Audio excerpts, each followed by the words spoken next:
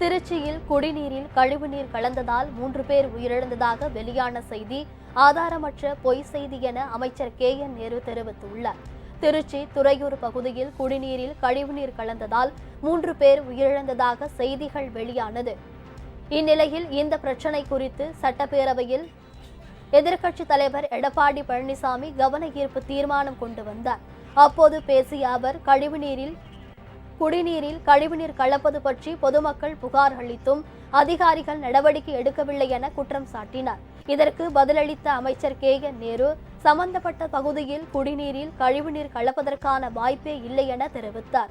அங்கு நடைபெற்ற கோவில் திருவிழாவின் போது கொடுக்கப்பட்ட குளிர்பானத்தை குடித்ததால் இதுபோன்ற நிலை ஏற்பட்டிருப்பதாக கூறப்படுவதால் அது குறித்து விசாரணை நடத்தப்பட்டு வருவதாக அவர் தெரிவித்தார். எனவே குடிநீரை குடித்ததால் 3 பேர் உயிரிழந்ததாக வெளியான செய்தியில் உண்மையில்லை என்றும் KN நேரு கூறினார்.